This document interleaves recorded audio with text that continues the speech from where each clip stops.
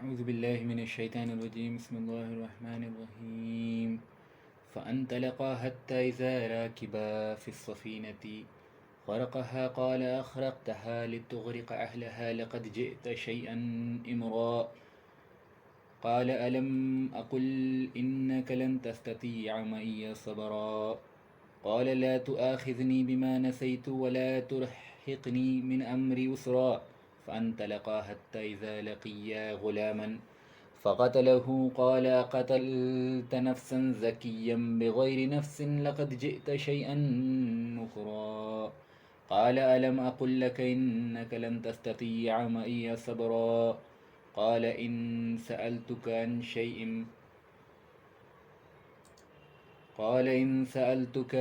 شيء بعدها فلا تصاحبني قد بلغت من لدني عذرا صدق اللہ العلی العظیم رب اشرح لی صدری ویسر لی امری واحلل عقدۃ من لسانی یفقہوا قولی۔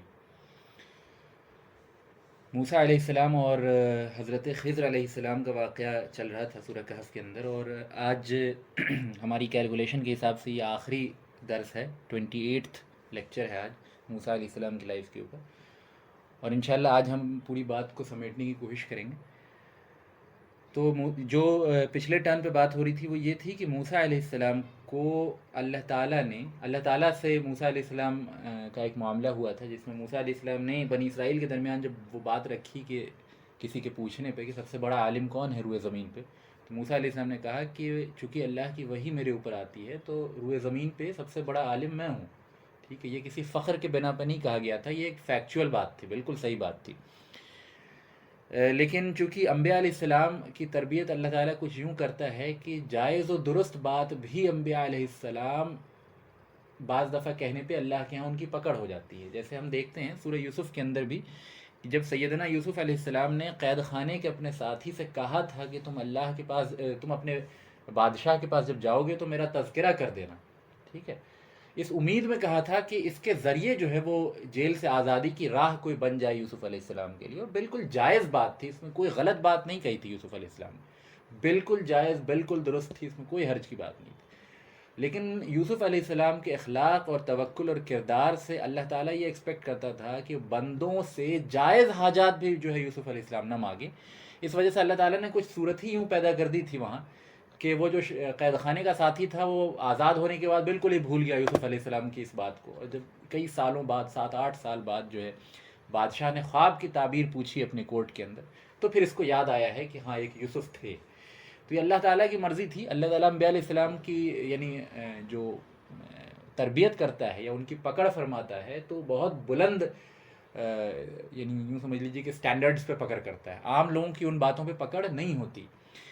جیسے کہاوت ہے نا، جن کے رتبے ہیں سوا ان کی سوا ہیں مشکلیں، تو وہ بات بالکل صحیح ہے انبیاء علیہ السلام کے لیے۔ تو موسیٰ علیہ السلام کے اس اسٹیٹمنٹ کو کریکٹ کرنے کے لیے اللہ تعالیٰ نے کہا کہ میرا ایک بندہ ہے جو ایک ایسے کسی مقام کے بارے میں اللہ تعالیٰ نے بتایا، اس مقام کی پہچان یہ ہے کہ جہاں تم دو سمندروں کو ملتا ہوا، دو اوشنز کو ملتا ہوا دیکھو گے، مجمع البحرین، دو بحر جو ہیں وہاں جمع ہو رہے ہیں، دو سمندر جمع ہو رہے ہیں، ایسے مقام پہ جب پہنچو گے تو میرے ایک بندے کو پاؤ گے جو تم سے زیادہ علم رکھتا ہے۔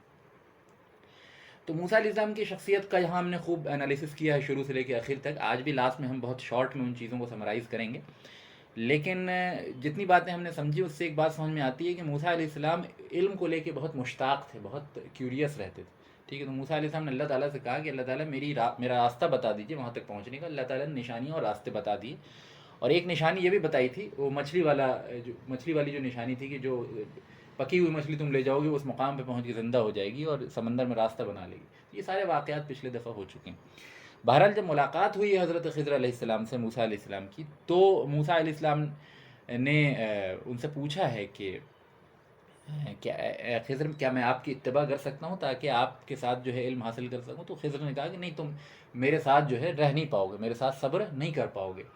اور پھر انہوں نے وجہ بھی بیان کی کہ موسیٰ آپ کیسے ایسی بات پہ صبر کر سکتے ہیں جو آپ کا علم جس کا احاطہ نہیں کرتا، آپ کو جتنا علم دیا گیا ہے وہ تمام علم جو ہے وہ میری کی ہوئی باتوں کا احاطہ نہیں کرتا، اس لیے آپ میرے ساتھ صبر نہیں کر سکیں گے۔ بہرحال موسیٰ علیہ السلام جانتے تھے، اپنے صبر کا لیول جانتے تھے، بنی اسرائیل میں دعوت و تبلیغ اور اصلاح کا کام کرتے تھے، لہٰذا موسیٰ علیہ السلام کو یہ بات معلوم تھی کہ صبر جو ہے ان کا بہت زبردست ہے۔ تو موسیٰ علیہ السلام نے کہا کہ اے خضر، آپ انشاءاللہ تعالی اگر اللہ نے چاہا تو آپ ان قریب مجھے بہت صبر کرنے والا پائیں گے۔ تو خضر جو ہیں وہ یعنی اس ٹیچنگ پروسیس کے لیے تیار ہو گئے، اور انہوں نے ایک شرط یہ لگتی کہ فلا تسألنی عن شیء، کہ مجھ سے کوئی کسی چیز کے بارے میں پوچھنا نہیں، کسی چیز کے بارے میں سوال نہ کرنا، حتی احدث لک منہ ذکر، یہاں تک کہ میں اس چیز کا ذکر نہ کر دوں، جب تک کہ تم سے اس چیز کا میں خود ذکر نہ کر دوں اس کے بارے میں مجھ سے سوال نہیں کرنا۔ تو یہاں پہ ایک یعنی کہ ادب سکھایا جا رہا ہے حصول علم کا موسیٰ علیہ السلام کو، اور موسیٰ علیہ السلام کی بھی آپ شخصیت دیکھیں کہ اتنی بڑی علمی ہستی ہو کے، پورے روئے زمین پہ سب سے بڑے عالم، سب سے بڑے رسول، سب سے بڑے نبی ہو کے بھی وہ اپنے آپ کو کتنا ہمبل کر کے خضر کے سامنے پیش کر رہے ہیں، صرف اس وجہ سے کہ چند امور کی، چند چیزوں کی جانکاری جو ہے وہ خضر کو زیادہ ہے۔ درجے کے اعتبار سے بالکل باتفاق مفسرین اور تمام علماء اسلام کے نزدیک درجے کے اعتبار سے موسیٰ علیہ السلام سپیریئر ہیں، خضر کم ہیں درجے کے اعتبار سے، لیکن پھر بھی علم، حصول علم کا جو ایک ادب ہوتا ہے وہ یہاں موسیٰ علیہ السلام کی شخصیت میں دیکھنے کو ملتا ہے۔ بہرحال اب یہ واقعہ آگے چل رہا ہے، انشاءاللہ اس کو ہم آج سمجھیں گے۔ فَأَنْطَلَقَا حَتَّى إِذَا رَاكِبًا، تو اب وہ دونوں جو ہیں وہ اس یعنی جو ہمیشہ سے طریقہ رہا ہے، پرانے لوگوں کا طریقہ جو ہے وہ بیٹھ کے کلاس روم میں بورڈ پہ نہیں پڑھاتے تھے، بلکہ یعنی وہ بالکل لائیو ایگزامپلس دیتے تھے۔ تو خضر کو لے کے موسیٰ علیہ السلام نکل گئے ہیں۔ تو اچھا ہاں، اس میں ایک اور بات سمجھ لیجیے، ایک پوائنٹ جو کل یعنی پچھلے ٹرن پہ مجھ سے مس ہو گیا تھا، کہ جو بعض مفسرین نے لکھا ہے کہ خضر کے مقام کے بارے میں اللہ تعالیٰ نے کیا بتایا کہ کہاں خضر سے ملاقات ہوگی، جہاں دو سمندر مل رہے ہیں، مجمع البحرین۔ اور اس کا ایک سمبولک میننگ یہ ہے کہ اپنے آپ میں موسیٰ علیہ السلام بھی بحر العلم تھے، علم کے سمندر تھے، اور خضر بھی اپنی جگہ علم کے سمندر تھے، دونوں مختلف علوم رکھتے تھے، سیم علم نہیں تھا دونوں کا۔ دونوں کے علم میں کیا فرق ہے وہ آگے ہم سمجھیں گے انشاءاللہ، لیکن ایک یعنی چند یعنی بہت بنیادی بات ہے جو آپ کو بھی اس واقعے کو پڑھ کے سمجھ میں آئی ہوگی کہ موسیٰ علیہ السلام کا فیلڈ جو تھا علم کا وہ مختلف تھا، وہ شریعت و طریقت تھا، ٹھیک ہے، اور جو خضر کا علم تھا وہ شریعت و طریقت کا علم نہیں تھا، وہ کچھ دوسرا ہی علم تھا، علم لدنی جس کو کہا جاتا ہے، اس کے بارے میں ہم آگے سمجھیں گے۔ تو دونوں کا علم مختلف تھا، اور دونوں اپنے اپنے علم میں بہت رسوخ رکھتے تھے، بہت اونچا مقام رکھتے تھے، گویا اپنے اپنے اعتبار سے دونوں بحر العلم تھے۔ اور جب موسیٰ اور خضر کی ملاقات ہوئی ہے تو گویا سمبولک اعتبار سے یہ دو سمندروں کا، دو اوشنز کا ملنا ہے، ٹھیک ہے۔ تو یہی مقام بھی اللہ تعالیٰ نے سمبولک اعتبار سے موسیٰ اور خضر کی ملاقات کا چنا، جو حقیقت کے اعتبار سے بھی دو سمندروں کے ملنے کی جگہ تھی، مجمع البحرین۔ بعض مفسرین نے اس پہ یہ تفسیر بیان کی ہے کہ چونکہ دو سمندروں کا ملنا اور موسیٰ اور خضر کا ملنا یہ در حقیقت جو ہے وہ سمبولک اعتبار سے سملر تھا، اور دو سمندر جو جس مقام پر مل رہے تھے اس میں ایک سمندر تھا جو میٹھے پانی کا تھا، یعنی جو نارمل ڈرنکنگ واٹر ہوتا ہے، اور ایک سمندر تھا جو کھارے پانی کا تھا، جو یعنی سالٹی واٹر ہوتا ہے، جس کو پینے سے نقصان ہو جاتا ہے انسان کو، ٹھیک ہے، وہ ڈی ہائیڈریشن وغیرہ بہت طرح کے ایشو ہو جاتے ہیں۔ تو یہ دونوں سمندروں کا ملنا اپنے آپ میں شو کر رہا تھا کہ دو مختلف چیزیں ہیں، یہ دو سمندر سیم نہیں ہیں، اگرچہ ڈیپتھ کے اعتبار سے دونوں اوشنز ہیں، دونوں سیز ہیں، لیکن جب وہ دونوں مل رہے ہیں تو دونوں کی کوالٹیز ڈفرنٹ ہیں۔ اسی طرح موسیٰ اور خضر کی جب ملاقات ہو رہی ہے تو دونوں کا فیلڈ آف علم بھی ڈفرنٹ ہے، دونوں کا ڈیپتھ بھی الگ الگ ہے، اور دونوں سیم چیزوں پہ یہ نہیں ہے، یعنی موسیٰ علیہ السلام کا شریعت و طریقہ تھا اور ان کا علم لدنی ہے، اس کے بارے میں آگے ہم پڑھیں گے۔ تو یہ بات ہے جو ہمیں ذہن میں رکھنی چاہیے۔ بہرحال آگے ہم چلتے ہیں۔ فَأَنْطَلَقَا، پھر یہ دونوں جو ہے موسیٰ علیہ السلام اور خضر ساتھ میں چل پڑتے ہیں، حَتَّى إِذَا رَاكِبَا، یہاں تک کہ یہ دونوں چڑھتے ہیں فِي السَّفِينَةِ، ایک ناؤ کے اوپر۔ خَرَقَهَا قَالَ أَخْرَقْتَهَا لِتُغْرِقَ أَهْلَهَا لَقَدْ جِئْتَ شَيْئًا إِمْرًا۔ اب دیکھ لیجیے یہاں پہ یعنی تفسیر کے حوالوں سے میں چند باتیں بتاتا ہوں۔ اس ناؤ پہ جب یہ چڑھتے ہیں خضر علیہ السلام اور موسیٰ، تو جو ناؤ کا مالک ہوتا ہے نا وہ خضر کو پہچان جاتا ہے۔ موسیٰ تو بہت دور سے آئے ہیں، ظاہر ہے موسیٰ کو کوئی وہاں نہیں پہچانتا، لیکن خضر کو پہچان جاتا ہے، تو وہ کہتا ہے کہ میں آپ سے اجرت نہیں لوں گا، میں آپ سے پیسہ نہیں لوں گا، آپ میرے ساتھ ایسے ہی چل لیجیے۔ بہرحال خضر اور موسیٰ دونوں اس ناؤ کے اندر بیٹھ جاتے ہیں۔ جب ناؤ سے اترنے کا وقت قریب آنے لگتا ہے تو خضر علیہ السلام جو ہیں ناؤ کے اندر سوراخ کر دیتے ہیں۔ ناؤ کے اندر کیا کر دیتے ہیں؟ سوراخ۔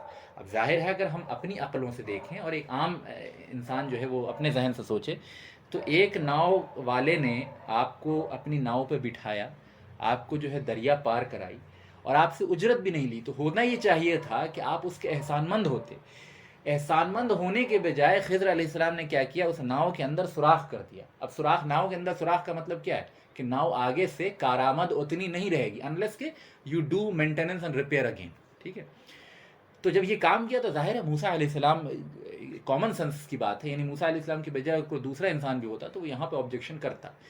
انہوں نے کہا کہ اخرقتھا، آپ نے اسے جو ہے سوراخ کر دیا، لتغرق، تاکہ یہ ڈوب جائے، اہلہا، اور اس کے جو رہنے والے ہیں، اس کے یعنی ناؤ کے اوپر جو لوگ بیٹھے ہوئے ہیں، اس کے نتیجے میں اگلی بار اگر چڑھیں گے تو ڈوب جائیں گے. لقد جئت شیئا امرا، آپ نے بہت برا کام کیا، بہت غلط کام کیا، بہت عظیم کام کیا جو آپ نے کیا. موسیٰ علیہ السلام نے فوراً ٹوک دیا خضر کو. اچھا، وعدہ پہلے ہو چکا تھا، اس سے پہلے کی آیت میں آپ پڑھتے ہیں کہ وعدہ ہو چکا تھا. خضر نے کہا تھا کہ موسیٰ آپ مجھے ہرگز نہ ٹوکیں، نہ کسی معاملے میں سوال کریں جب تک کہ میں خود جواب نہ دے دوں.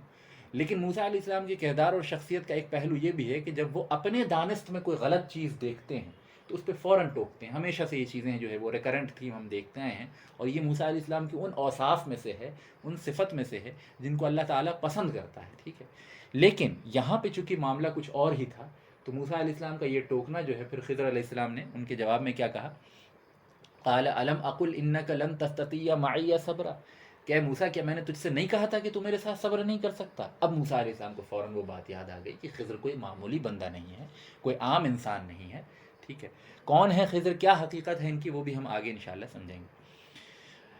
قال، تو موسیٰ علیہ السلام نے کہا، قال لا تؤاخذنی، اے خضر میری پکڑ نہ کیجیے، بما نسیت، میرے بھول پہ میری پکڑ نہ کیجیے، ولا ترہقنی من امری اسرا، اور میرے معاملے پہ جو ہے وہ آسانی کا معاملہ ہے، مجھ پہ ڈیفیکلٹی نہ کیجیے، اتنا سخت معاملہ جو ہے میرے ساتھ نہ کیجیے، غلطی ہو گئی، بھول ہو گئی، معاف کر دیجیے.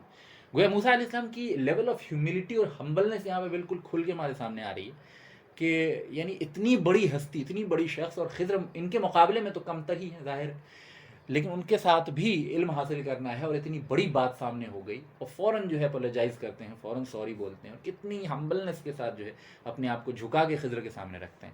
تو یہ طلب علم میں کے یعنی سب سے بہترین آداب میں سے ایک ادب یہ بھی ہے کہ استاد کے سامنے جو ہے، یا جس سے بھی انسان علم حاصل کر رہا ہے، اس کے سامنے اپنے آپ کو ہمبل کر کے رکھے.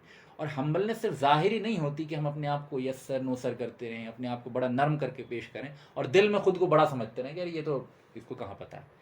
ٹھیک ہے، اگر آپ کسی سے علم حاصل کر رہے ہیں تو حقیقتاً دل بھی آپ کا اس کے سامنے ہمبل ہونا چاہیے. یہ نہیں، ہمارے یہاں اکثر مطلب یعنی دیکھا گیا ہے، کئی دفعہ یہ چیزیں دیکھنے کو آتی کہ ہمارے یہاں ہمبلنس کا مطلب جو ہے، ادب کا مطلب جو ہے، وہ ظاہری ساخت کو بہت زیادہ سمجھا جاتا ہے کہ اپنے آپ کو خوب جھکا کے سامنے پیش کر، اور دل میں سامنے والے کو بیوقوف سمجھ رہے ہیں.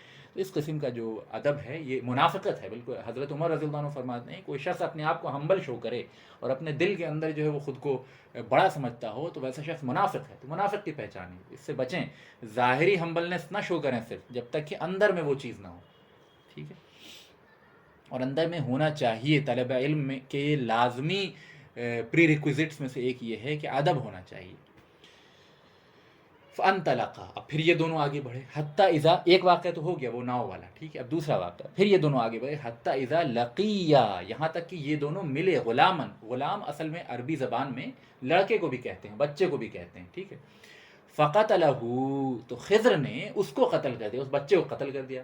بچہ تھا، یعنی نوجوان، یعنی یوں سمجھ لیجیے کہ بڑا بھی نہیں ہوا تھا پراپرلی، جوان بھی نہیں تھا، اور چھوٹا بچہ بھی نہیں تھا. 12-15 کی آس پاس کی عمر جو ہوتی ہے، 10-12-15 کے آس پاس کی عمر، وہ اس کو کہتے ہیں. تو فقتلہ، خضر نے اسے قتل کر دیا. تو اب ظاہر ہے یہ تو بہت بڑی بات تھی، یہ کوئی چھوٹی بات نہیں تھی. ناؤ میں چھید کرنا بہرحال پھر بھی کمپیریٹیولی چھوٹی بات تھی، یہ تو بڑی بات تھی نا. قال اقتلت نفسا زکیا، زکیۃ بغیر نفس. تو اب موسیٰ علیہ السلام سے رہا نہیں کیا. موسیٰ نے کہا کہ خضر، کیا آپ نے ایک پاکیزہ نفس کو، ایک معصوم سے نفس کو بغیر کسی وجہ کے، بغیر کسی نفس کے، یعنی بغیر کسی حق کے قتل کر دیا؟ یہ بھی نہیں تھا کہ اس نے کسی اور کو قتل کیا ہو، آپ نے بدلے میں قتل کیا، نہیں، آپ نے ایسا نہیں کیا، آپ نے بغیر وجہ کے ایک معصوم سے لڑکے کو قتل کر دیا. لقد جئت شیئا نکرا، تو آپ نے تو بہت ہی بدترین اور گھٹیا کام کیا، بہت ہی برا کام کیا آپ نے. اب موسیٰ علیہ السلام سے یہاں پہ صبر نہیں ہو پایا، بلکہ بعض تفاسیر میں آتا ہے کہ موسیٰ علیہ السلام نے کہا کہ آپ نے تو یہ اور مزید بدتر کام کیا ہے، بہت غلط کام کیا. اب دیکھیے یہ بات سمجھنے کی ہے، یہ بھی بہت یعنی کرٹیکل مقام ہے کہ ایک طرف جہاں موسیٰ علیہ السلام نے وہ وعدہ کیا تھا، وہیں سامنے ایسی چیزیں ہو رہی ہیں جو انسان کبھی برداشت ہی نہ کر سکے. اور موسیٰ علیہ السلام جیسا شخص جو جانتا ہے کہ قتل کتنا بڑا گناہ ہے، جو جانتا ہے کسی، یعنی قتل تو ایک ہوتا ہے کہ بڑے انسان کا قتل، ایک ہوتا ہے کہ یعنی کم سے لڑکے کا قتل، تو بچے کا قتل تو اور بڑا گناہ ہے نا. اور وہ بھی بنا وجہ کے. تو کہا کہ آپ نے بنا وجہ کے بچے کا قتل کر دیا, بہت گھٹیا کام کیا آپ نے, بہت غلط کام کیا. ٹھیک ہے, بالکل جائز آبجیکشن تھا. اگر یہ موسیٰ علیہ السلام کسی دوسرے انسان پہ آبجیکٹ کر رہے ہوتے تو بالکل جائز و درست آبجیکشن تھا, یہ پوائنٹ سمجھنا ضروری ہے. لیکن خضر چونکہ وہ خضر کسی اور ہی پرپس سے چیزیں کر رہے تھے, وہ آگے سمجھ میں آئے گی بات, تو اس لیے یہاں پہ آبجیکشن جو ہے موسیٰ علیہ السلام کا اس کانٹیکسٹ میں it was not credible, it was not justified. لیکن عام حالات کے اندر یہ آبجیکشن جائز اور درست اور ضروری ہوتا اگر موسیٰ علیہ السلام کسی اور کو یہ کام کرتے ہوئے دیکھتے. اب پھر خضر نے یاد دلایا, قال الم اقل لک انک لن تستطیع معی صبرا, کیا میں نے نہیں کہا تھا تم سے کہ تم لازماً میرے ساتھ صبر نہیں کر سکو گے, تم یقیناً میرے ساتھ صبر نہیں کر سکو گے. اب پھر موسیٰ علیہ السلام کو ظاہر ہے کہ جھٹکا لگا. قال ان سألتک عن شیء بعدها, اب موسیٰ علیہ السلام خود ہی شرمندہ ہے, کہتے ہیں اے خضر اگر اس کے بعد میں نے آپ سے کوئی سوال کیا, یعنی یہ آخری موقع مجھے دے دیجیے, اس کے بعد اگر میں نے آپ سے کوئی سوال کیا, فلا تصاحبنی, تو مجھے ہرگز اپنے ساتھ نہ رکھیے گا, قد بلغت من لدنی عذرا, اور اگر ایسا ہوتا ہے یعنی اگلے بار بھی میں سوال کرتا ہوں تو پھر یہ سمجھ لیجئے کہ آپ نے کی طرف سے پورا عذر حاصل ہو گیا ہے, آپ کمپلیٹلی جسٹیفائیڈ ہیں کہ مجھے خود سے دور کر دیں. تو اے خضر مجھے ایک موقع اور دے دیجیے. ٹھیک ہے, فانطلقا, پھر یہ دونوں چلے, حتی اذا آتیا اہل قریتی, تو یہاں تک کہ وہ ایک بستی والوں کے پاس پہنچے. قریۃ استعام اہلہا فابو ان یضیفوہما فوجد فیہا جدارا. اچھا ٹھیک ہے, جب یہ دونوں وہاں پہنچے تو بڑے لمبا سفر کر کے پہنچے, تو بہت بھوک کی شدت سے دونوں کی حالت خراب ہو چکی تھی. تو ان دونوں نے کہا, یعنی کھانے کی ڈیمانڈ کی بستی والوں سے کہ آپ لوگ جو ہے کچھ کھانا ہمیں دے دیجئے, بہت بھوکے ہیں ہم. فعابو, تو بستی والوں نے اس سے مطلب پہلو تہی کر لی, نہیں دیا, کسی نے سب نے کھانے سے منع کر دیا, دھتکار دیا ان لوگوں کو. کئی بستی والوں نے تو ان کو اپنے گھروں سے نکال دیا, گیٹ سے ہٹوا دیا. این یضیفو, کئی یعنی جو یہاں پہ قرآن نے استعمال کیا ہے کہ ضیافت کرنے سے, گیسٹ بنانے سے منع کر دیا, لیکن یعنی آپ تفاسیر میں پڑھتے ہیں تو بعض جگہ صرف گیسٹ بنانے سے منع نہیں کیا, بہت برا سلوک بھی کیا ان دونوں کے ساتھ, ہما ان دونوں کے ساتھ. فوجد, تو بہرحال اب یہ دو یعنی یہ ایک تکلیف کا مقام تھا. فوجد فیہا جدارا, تو بہرحال یہ بستی سے جب آپ نکلنے لگے ہیں تو بستی کے اندر ہی خضر علیہ السلام نے ایک دیوار کو دیکھا. کس کو دیکھا؟ ایک دیوار دیکھا. یرید ان ینقض, جو قریب تھی, جو ارادہ رکھتی تھی, اصل میں جو فریز استعمال ہوا وہ یہ کہ وہ جو ارادہ رکھتی تھی ٹوٹ جانے کا, یعنی اس کا مطلب یہ تھا کہ the wall was about to break, the wall was about to fall. جب خضر اور موسیٰ علیہ السلام اس گاؤں میں سے نکل رہے تھے تو گاؤں کے اندر ہی, بستی کے اندر ہی انہوں نے ایک دیوار کو دیکھا جو گرنے والی تھی. فَأَقَامَهُ, تو خضر نے اس دیوار کو صحیح کر دیا, صحیح طریقے سے سیدھا کھڑا کر دیا. ظاہر ہے یا تو معاجزے سے کیا ہوگا, کیونکہ اب ٹوٹتی ہوئی دیوار کو اتنی آسانی سے کھڑا کرنا یہ کوئی عام انسان کی بس کی بات نہیں ہے. فَأَقَامَهُ, تو اسے کھڑا کر دیا. قَالَ لَوْ شِئْتَ لَاتَّخَذْتَ عَلَيْهِ أَجْرًا, اب یہاں پہ موسیٰ علیہ السلام نے پھر کہہ دیا کہ اے خضر اگر آپ چاہتے تو اس کے بدلے کچھ پیسہ لے لیتے گاؤں والوں سے, اور پھر اس پیسے سے ہم کچھ خرید کے کھا لیتے. بالکل فطری بات تھی, بالکل جائز سوال تھا, اور یہ سوال بھی نہیں تھا, یہ ایک سجیشن تھا خضر علیہ السلام کو.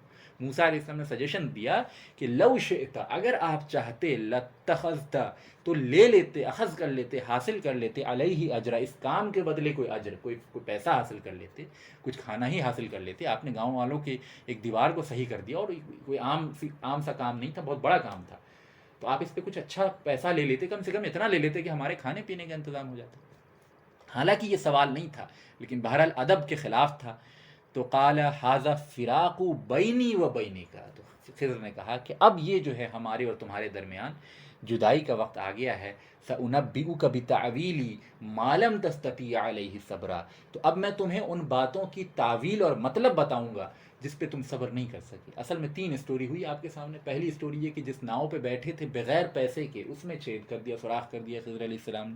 دوسرا یہ کہ ایک لڑکا آ رہا تھا, اس کو قتل کر دیا. اور تیسرا یہ کہ جس بستی سے گزر رہے تھے بستی والوں نے جو ہے کھانا وانا دینے سے منع کر دیا. بڑے یعنی کہ یوں سمجھ لیجیے کہ کافی تکلیفیں دی ان دونوں کو. اس کے باوجود خضر علیہ السلام نے اس بستی کے ایک ٹوٹتی ہوئی دیوار کو صحیح کر دیا, اور اس پہ چاہتے تو کچھ پیسہ لے لیتے تاکہ اس سے کھانے پینے کا انتظام ہو جائے, لیکن انہوں نے پیسہ بھی نہیں لیا. موسیٰ علیہ السلام نے اس معاملے پہ بھی ٹوکا, تو جس کی وجہ سے خضر نے کہا کہ اب ہمارے اور تمہارے درمیان جو ہے وہ جدائی کا وقت آ گیا ہے, اور میں تمہیں ان باتوں کی تعویل بتانے لگا ہوں اب جس پہ تم صبر نہیں کر سکے. اب یہاں پہ راز کھلتا ہے.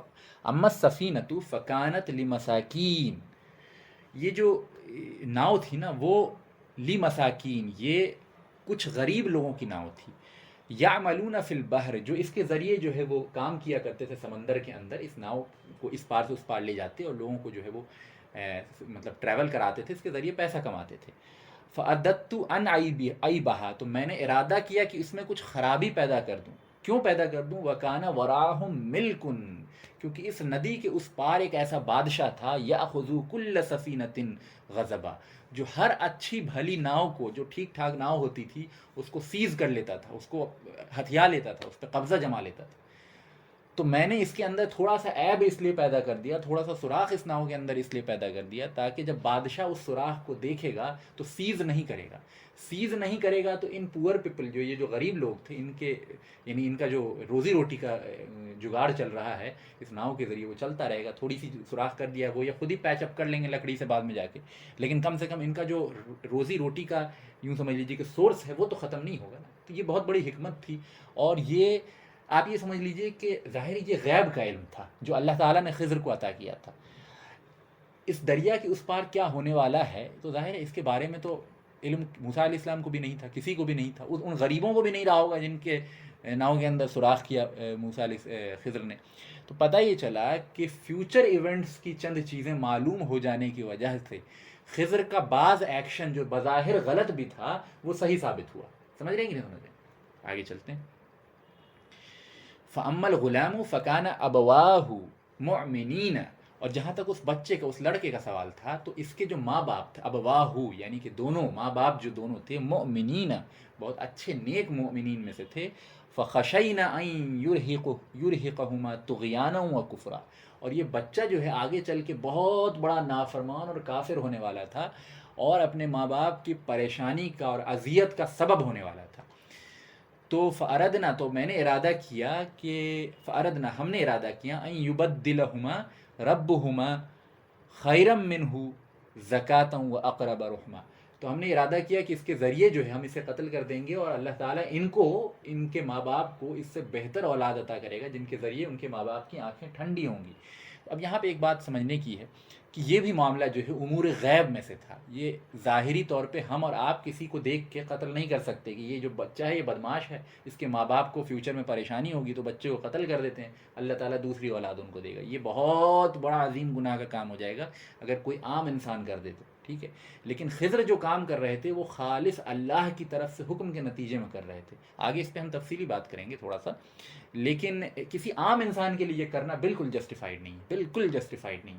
لیکن خضر خالص اللہ کے علم سے یقینی طور پہ کوئی کام کر رہے تھے، تو اس لیے یہ بالکل اس میں کوئی یعنی سوال جواب والی بات نہیں رہ جاتی۔ جس طرح فرشتے کسی کی روح نکالتے ہیں تو فرشتوں پہ وہ قانون نافذ نہیں ہوگا جو انسانوں کے اوپر ہوگا نا، ہے نا۔ جیسے انسان کسی کا قتل کرے تو بہت بڑا گناہ ہے، بہت بڑا گناہ ہے، لیکن فرشتے جب کسی کی روح نکالتے ہیں تو در حقیقت وہ کیا کر رہے ہیں؟ They are actually killing someone, right.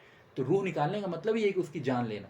تو فرشتے جب کسی کی روح نکالتے ہیں، جان لیتے ہیں، تو کیا فرشتوں کو ہم کہیں گے وہ گناہ گار ہو گئے؟ نہیں کہیں گے۔ کیوں؟ کیونکہ وہ خالص اللہ کے حکم سے، اللہ کے امر سے وہ کام کر رہے ہیں۔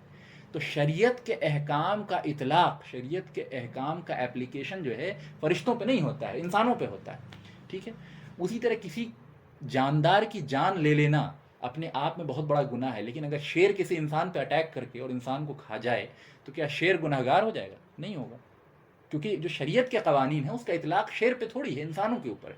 تو اسی طرح خضر علیہ السلام جو ہیں وہ میری رائے کے مطابق تو فرشتے تھے، آگے ہم اس پہ بحث کریں گے اور اس کے بارے میں مختلف آراء جو ہیں، مختلف اوپینینز ہم بیان کریں گے۔ تو چونکہ یہ ڈائریکٹلی اللہ کی طرف سے آئی ہوئی مخلوق تھی، خضر علیہ السلام آئے ہوئے مخلوق تھے، تو ان پہ وہ قانون نافذ نہیں ہوں گے جو انسانوں کے اوپر نافذ ہوتے ہیں۔ اگر انسان کو یہ کام کرتا تو پھر یہ بہت بڑا گناہ ہوتا۔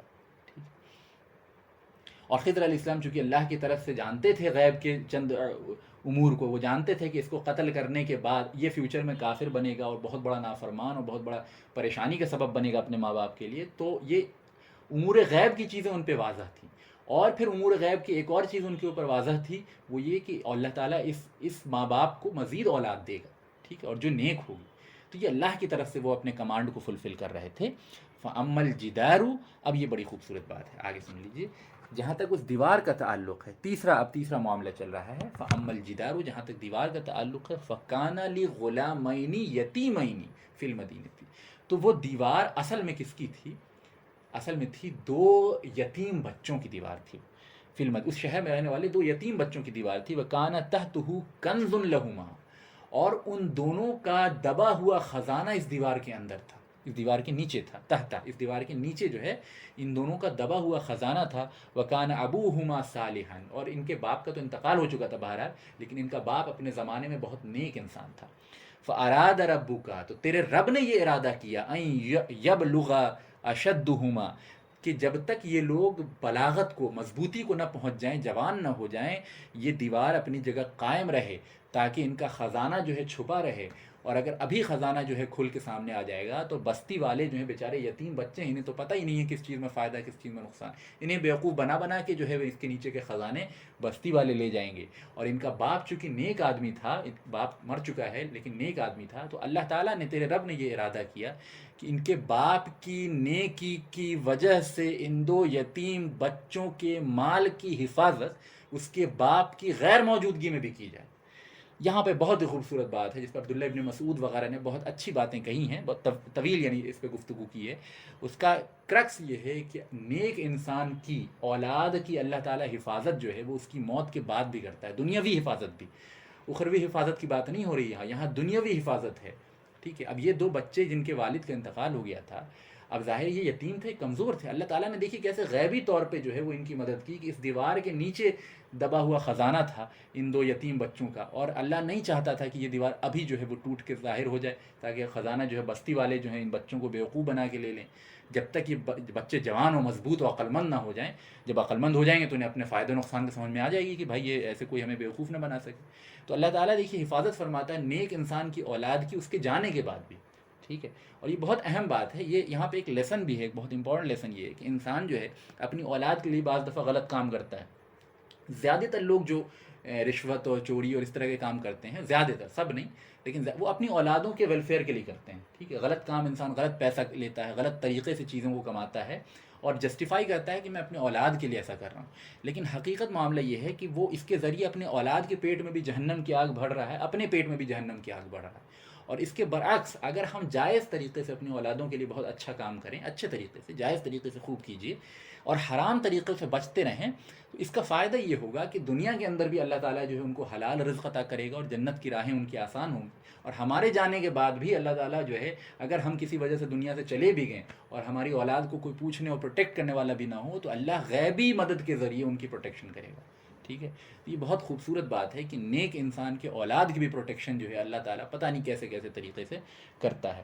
تو یہاں پہ خضر علیہ السلام نے بتایا کہ وہ دیوار میں نے بنا ہی اس لیے دی تاکہ جو ہے وہ اس کے نیچے دبا ہوا خزانہ جو ہے وہ پروٹیکٹ رہے. اور ان کا باپ چونکہ نیک انسان تھا تو اللہ تعالیٰ ارادہ کرتا تھا کہ ان کے بچوں کی حفاظت اچھے طریقے سے اور ان کے خزانوں کی حفاظت جو ہے وہ اچھے طریقے سے ہو جائے. رحمتا من ربک, یہ تیرے رب کی طرف سے رحمت تھی. وما فعلتوہ عن امری ذالک, یہ جو کام میں نے کیا ہے اس میں سے کوئی بھی میں نے اپنی مرضی سے نہیں کیا ہے, اپنی چاہت سے, اپنی خواہش سے نہیں کیا. یہاں بہت ہی یہاں پہ ایک جسٹیفیکیشن ہے کہ جو کام ظاہری طور پہ غلط بھی تمہیں دکھ رہے تھے, ان کے پیچھے یہ باطنی میننگز تھیں, یہ انٹرنل میننگز تھی. ٹھیک ہے, اور یہ میں نے اپنی مرضی سے نہیں کیا ہے, یہ تمام کام جو ہیں وہ اللہ تعالیٰ کی طرف سے مجھے حکم کیے گئے تھے. تعویل ما لم تستطیع علیہ صبرا, یہ تعویل ہے ان تمام باتوں کی جس پہ تم سے صبر نہیں ہو سکا ہے موسیٰ علیہ الصلوۃ والسلام. تو یہاں پہ جو ہے یہ کلام یہاں پہ ختم ہو جاتا ہے آیت نمبر 82 کے اندر. چند باتیں کر کے میں اپنی بات کو انشاءاللہ ختم کروں گا.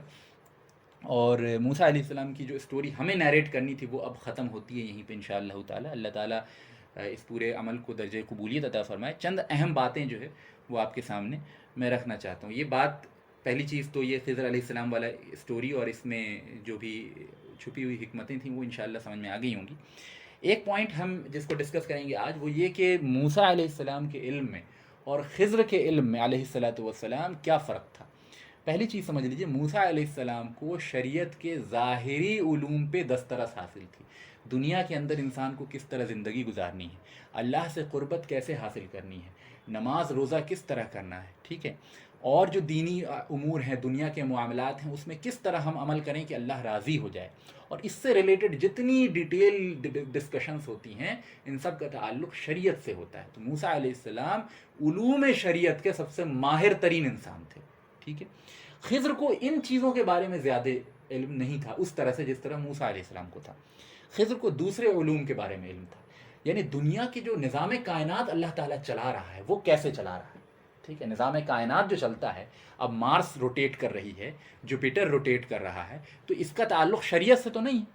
ٹھیک ہے، اسی طرح بارش ہو رہی ہے، پہاڑ جو ہے اپنی جگہ جمع ہوا ہے، دھوپ نکل رہی، ان چیزوں کا تعلق شریعت سے تو نہیں ہے، ان چیزوں کا تعلق ہے نظام کائنات سے، ہے نا. تو نظام کائنات سے اور فیوچر کے علوم سے، فیوچر کے معاملات سے، دنیا کے اندر جو ہے بادل کا موومنٹ ہو رہا ہے اور ایک انسیڈنٹ ہو رہا ہے، اس انسیڈنٹ کا لنک کسی دوسرے انسیڈنٹ سے ہے، اس کا لنک کسی تیسرے انسیڈنٹ سے ہے. یہ تمام جو امور دنیا کے معاملات ہیں، اس کا مطلب یہ نہیں کہ دنیاوی ایجوکیشن، بلکہ امور دنیا، انتظام دنیا کس طرح چل رہی ہے، اللہ تعالیٰ نظام کائنات کس طرح چلا رہا ہے.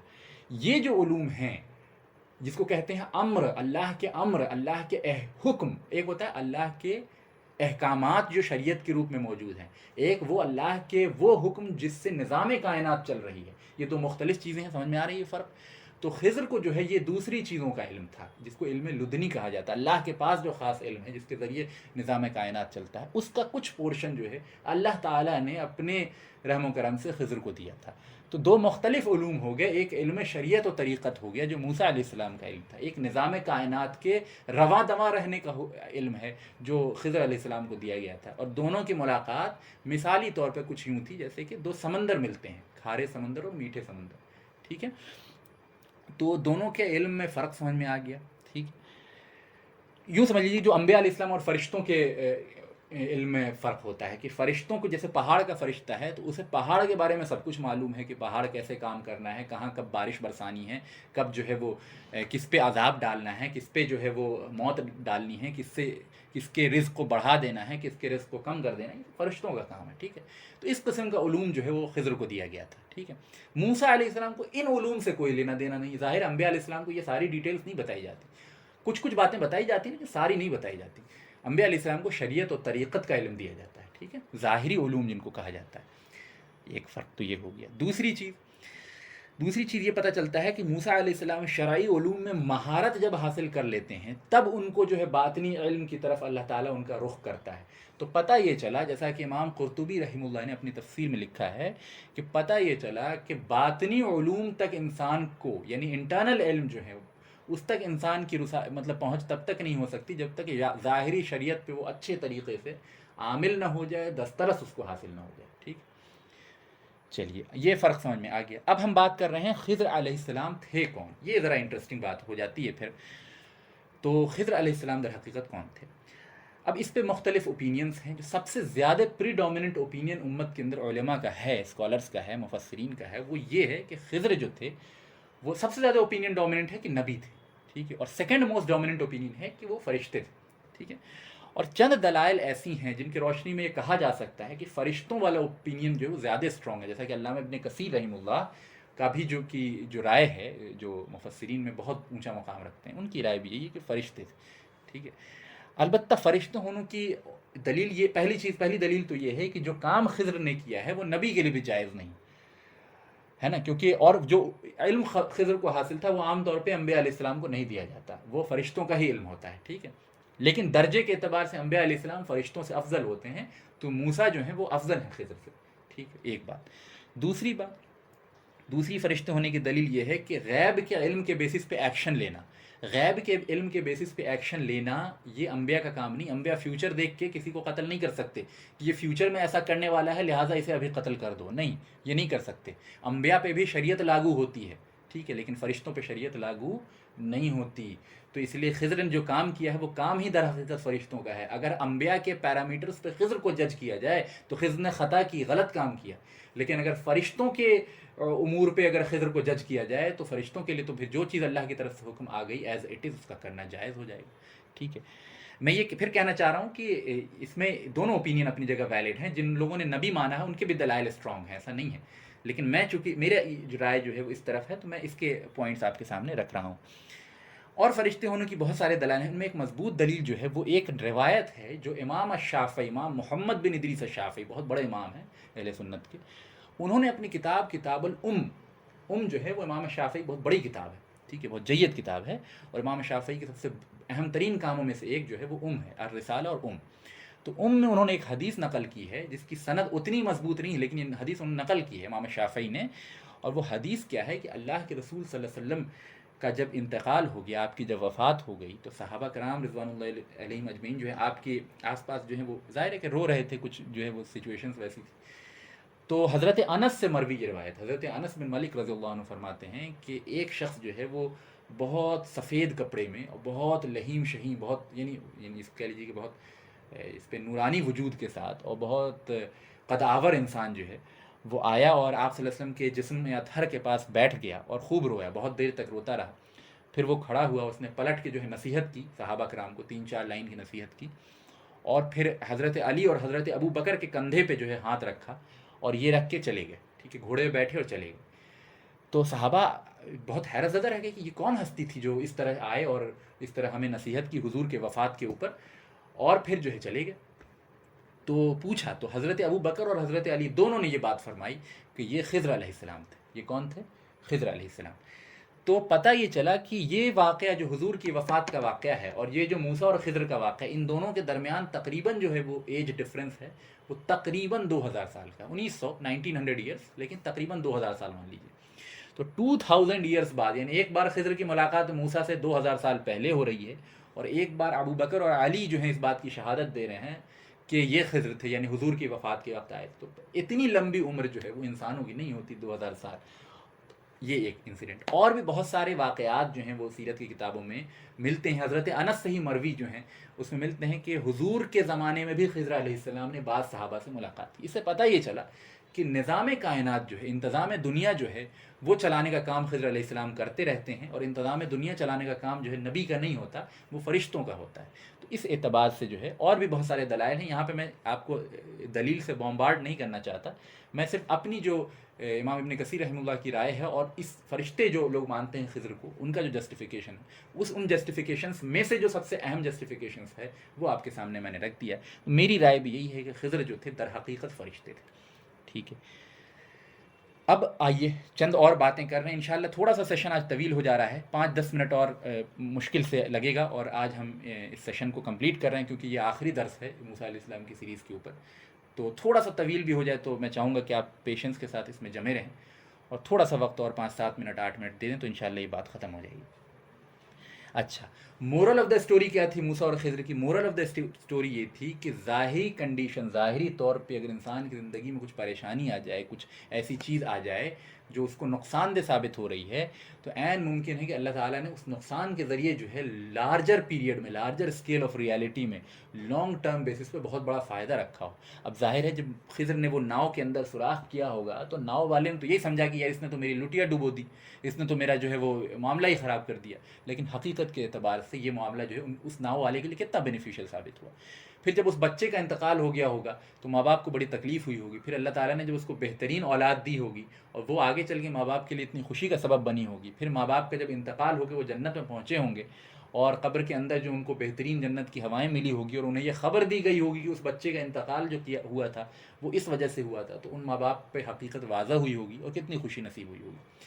اس کے برعکس پھر آئیے تیسرے کیس میں، اس کے آگے چلتے ہیں. تو تیسرے کیس میں ہم دیکھتے ہیں کہ وہ دیوار والا اور 2 یتیم بچوں والا جو معاملہ ہے کہ ان کا خزانہ دبا ہوا تھا. بظاہر یہ کام جو ہے وہ کوئی بہت اچھا کام نہیں تھا، لیکن اللہ تعالیٰ نے اس عمل کے ذریعے جو ہے وہ کتنی حفاظت فرمائی ان بچوں کی، اور کس طرح اللہ تعالیٰ نیک لوگوں کی اولادوں کی دنیا کے اندر بھی حفاظت فرماتا ہے غیبی طریقے سے. تو یہ یعنی اگر شارٹ میں سمجھا جائے تو moral lesson of the story یہ تھی کہ ہمیں ظاہری سیٹ بیک سے، ظاہری لمیٹیشن سے، ظاہری شارٹ کمنگ سے اور ظاہری پریشانیوں سے یہ نہیں سوچنا چاہیے کہ اللہ تعالیٰ نے ہمارا نقصان کر دیا.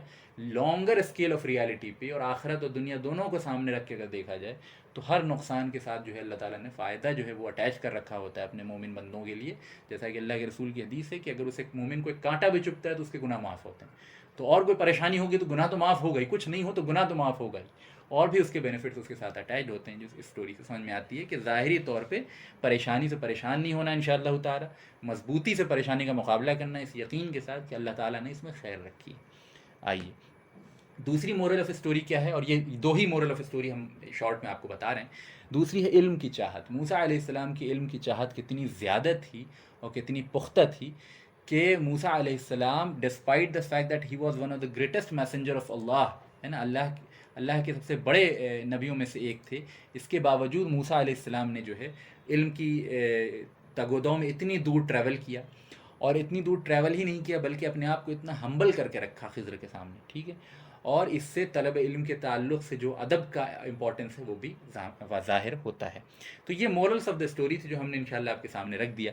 آخری پوائنٹ ہے جس میں ہم 2 سے 3 منٹ لیں گے انشاءاللہ، اور وہ ہے کہ موسیٰ علیہ السلام کا کیریکٹر اسکیچ، چونکہ آج ہماری سیرت کا آخری درس ہے اور آج ہم موسیٰ علیہ السلام کی سیریز کو ختم کر رہے ہیں، تو موسیٰ علیہ السلام کی شخصیت کے 10 اہم پہلو میں آپ کے سامنے جو ہے بہت شارٹ میں رکھتا ہوں، اور یہ سارے پہلو ہم نے جو اسٹوریز ہم نے پڑھی ہیں، ٹوٹل ہم نے 140 آیات پڑھی ہیں، ٹھیک ہے، 140 آیتیں پڑھی ہیں سورہ قصص کے اندر سے، سورہ طٰہٰ کے اندر سے، سورہ اعراف کے اندر سے، سورہ یونس کے اندر سے، اور سورہ کہف کے اندر سے۔ ان 5 صورتوں کا ہم نے خاص طور پر مطالعہ کیا موسیٰ علیہ السلام کے کانٹیکس میں، تو 140 آیتیں جو ہم نے پڑھی ہیں 28 لیکچر کے اندر، ان سب کا سمری جو ہے موسیٰ علیہ السلام کے کیریکٹر اسکیچ کے روپ میں آپ کے سامنے رکھ رہا ہوں۔ پہلی چیز، تھرسٹ فار جسٹس، عدل کو لے کے جو موسیٰ علیہ السلام کی پیاس تھی وہ ہمیں ڈے 1 سے دیکھنے کو ملتی ہے کہ جب 2 شخصوں کو لڑتا ہوا دیکھتے ہیں فوراً ان کی صلح کے لیے چلے جاتے ہیں، بالکل شروع میں سورہ قصص میں ہم نے پڑھی۔ دوسری چیز، وہ وہاں پہ جاتے ہیں اور مقابلہ کرتے ہیں اور ان دونوں کو الگ کرتے ہیں، ٹھیک ہے، اور کہیں بھی جو ہے وہ مشکل و پریشانی والی بات آتی ہے تو موسیٰ علیہ السلام کھڑے ہو جاتے ہیں، اس سے موسیٰ علیہ السلام کی بریوری جو ہے وہ واضح ہوتی ہے۔ تیسری چیز ہم دیکھتے ہیں جب موسیٰ علیہ السلام فرعون کی بستی سے نکل کے، مصر سے نکل کے بہت دور سفر کرنے جاتے ہیں، تو وہاں دیکھتے ہیں کہ 2 عورتیں جو ہیں وہ پانی نہیں ان کو مل پا رہا ہے، وہ ساری اسٹوری میں ریپیٹ نہیں کروں گا، وہاں پہ موسیٰ علیہ السلام جا کے ان کی ہیلپ کرتے ہیں، اس سے موسیٰ علیہ السلام کے اندر جو ایک اسٹرینگتھ والا پہلو ہے وہ ظاہر ہوتا ہے، اور پھر جب وہ ان کی ہیلپ کر دیتے ہیں تو کنارے آ کے بیٹھ جاتے ہیں، اور جب اس عورت کے ساتھ گھر پہ جاتے ہیں تو بہت ہی ادب و احترام کے ساتھ جاتے ہیں، بالکل عورت کے اوپر نگاہ نہیں ڈالتے۔ تو یہ موسیٰ علیہ السلام کے اندر کی اسٹرینگتھ اور آنیسٹی کو ایگزمپلیفائی کرتا ہے، مینیفیسٹ کرتا ہے۔ آگے ہم دیکھتے ہیں جب موسیٰ علیہ السلام کو نبوت ملتی ہے تو فوراً اپنے بھائی کے لیے دعا کرتے ہیں کہ اے اللہ ہارون کے ذریعے مجھے مضبوطی عطا کر دے۔ تو اس سے 2 چیزیں سمجھ میں آئی کہ جو خیر انسان کو ملتا ہے، موسیٰ علیہ السلام کو جو بھی خیر ملتا ہے فوراً وہ اپنے بھائی کے لیے بھی چاہتے ہیں کہ وہ خیر انہیں مل جائے، اور وہ اپنی کمزوری کا اللہ کے سامنے اعتراف کرنے سے نہیں شرماتے، کہتے ہیں کہ اللہ میرے بھائی کے ذریعے مجھے مضبوطی عطا کر، ٹھیک ہے، کیونکہ وہ مجھ سے زیادہ فصیح اللسان ہے، بہترین اسپیچز دیتا ہے، میں اتنی اچھی اسپیچ نہیں دیتا جتنا ہارون دیتا ہے، ٹھیک ہے۔ تو اس سے بھی سمجھ میں آیا کہ موسیٰ علیہ السلام اللہ کے سامنے اپنی کمزوری بیان کرنے میں بالکل نہیں شرماتے تھے۔ آگے ہم دیکھتے ہیں کہ جب موسیٰ علیہ السلام کو 5واں پوائنٹ یہ ہے کہ موسیٰ علیہ السلام کو جب نبوت کی اور تبلیغ کی ذمہ داری دی گئی تو فرعون کے کورٹ میں جا کے کتنی کرٹیکل سچویشن کے بیچ میں جا کے، اس کی ڈیٹیلز پہلے آ چکی ہیں، کھڑے ہو کے جو ہے فرعون کو دعوت دی ہے، پورے کے پورے سویلائزیشن کو، اور ان کی بنیاد جو شرک و کفر پہ تھی اس کو چیلنج کیا ہے۔ تو اس سے موسیٰ علیہ السلام کے اندر کے کریج اور دعوت حق کو لے کے ان کا جو ڈیڈیکیشن تھا وہ واضح ہوتا ہے، ٹھیک ہے۔ اگلا پوائنٹ ہم دیکھتے ہیں کہ جب بنی اسرائیل جو کیسی یوں سمجھ لیجیے کہ بے غیرت قسم کی قوم تھی، ہر کوئی نہیں تھا ان میں لیکن بہت پری ڈومیننٹ اعتبار سے اپنے نبی کو ٹریٹ کرنے میں بہت ہی بے غیرتی والا معاملہ انہوں نے کیا، پھر بھی موسیٰ علیہ السلام نے کتنے پیشنس کے ساتھ، کتنے صبر کے ساتھ جو ان کو ڈیل کیا ہے، اصلاح کرنے کی مسلسل کوشش کرتے رہے ہیں۔ پھر جب ہم دیکھتے ہیں کہ جب فرعون سے آزادی کا موقع آتا ہے اور سمندر کے سامنے کھڑے ہوتے ہیں، پیچھے فرعون کا لشکر ہوتا ہے، تو بھی اس وقت موسیٰ علیہ السلام کا توکل اللہ پہ اتنا زیادہ ہائی ہوتا ہے کہ موسیٰ علیہ السلام کہتے ہیں کہ میں اپنی نگاہوں سے تو موت کو دیکھ رہا ہوں لیکن میں اپنی نگاہ کی تکذیب کرتا ہوں اور اللہ کے وعدے کی تصدیق کرتا ہوں۔ تو اس سے موسیٰ علیہ السلام کی اللہ پہ توکل کی بے پناہ، یوں سمجھ لی بے پناہ توکل جو موسیٰ علیہ السلام کو اللہ تعالیٰ کے فیصلے کے اوپر تھا اور اللہ تعالیٰ کے وعدے کے اوپر تھا، یہ واضح ہوتا ہے۔ 7واں پوائنٹ۔ 8واں پوائنٹ کہ موسیٰ علیہ السلام کا بنی اسرائیل کے ساتھ کنٹینیوس اسٹرگل جو ہم سورہ اعراف میں دیکھتے آئے ہیں، وہ کہہ رہے ہیں کبھی ہمیں اللہ دکھا دیجئے، کبھی اللہ کی بات سنا دیجئے، کبھی ہمارے لیے جو ہے ایسا بت بنا دیجئے، اس قسم کی باتیں اور ہزار ایسی باتیں جو ہے وہ ساری آپ نے ان سٹوریز میں پڑھی ہیں۔ تو موسیٰ علیہ السلام کا کنٹینیوس اسٹرگل بنی اسرائیل کے ساتھ، اس کے باوجود مسلسل جو ہے موسیٰ علیہ السلام کوشش کرتے رہ رہے ہیں کہ ان کی اصلاح ہو جائے، یہ نہیں کہہ کے چھوڑ دے رہے ہیں یہ بڑی بے غیرت قوم ہے کبھی نہیں سدھرے گی کہہ کے چھوڑ کے سائڈ بیٹھ گئے، اور ایسا نہیں کیا بلکہ مسلسل جو ہے ان کی پریشانی اور ان کی مشقت اور ان کی طرف سے ملنے والی جو عجیب عجیب قسم کی باتیں اس پہ صبر کرتے ہوئے بھی اصلاح کے کام میں مسلسل لگے رہے۔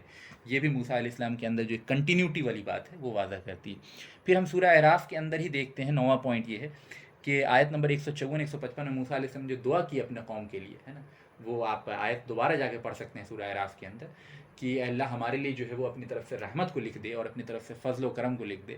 تو اس سے یہ بھی پتہ چلتا ہے despite the fact that all the difficulties that موسیٰ علیہ السلام واز فیسنگ فرام بنی اسرائیل, he was still willing to go an extra mile and to make دعا اللہ تعالیٰ سے کہ اللہ تعالیٰ میری قوم پہ رحم فرما. اس سے موسیٰ علیہ السلام کے اندر جو محبت ہے اپنی قوم کو لے کے وہ بھی واضح ہوتی ہے. اتنی پریشانی اور اتنی دقت کے باوجود اپنی قوم کی آخرت کو برباد وہ نہیں ہونے دینا چاہتے ہیں, تو وہ دعا تب بھی کرتے ہیں.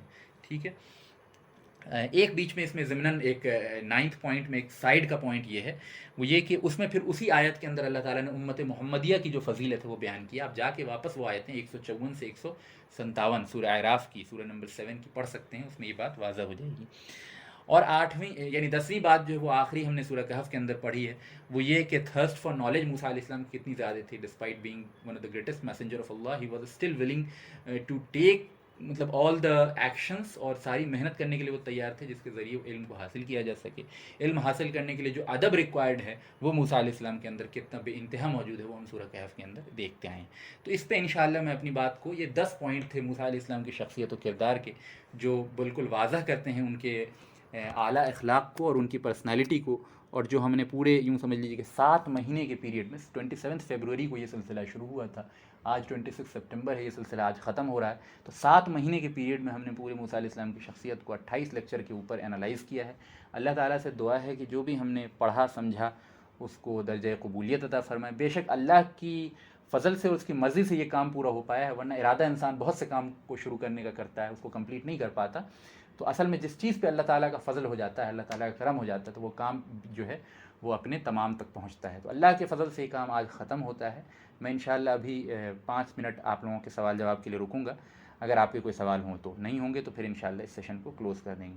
اللہ تعالیٰ اس پورے عمل کو درجہ قبولیت عطا فرمائے, اور ہمیں جو بھی ہم نے پڑھا ہے اس پہ عمل کی توفیق عطا فرمائے.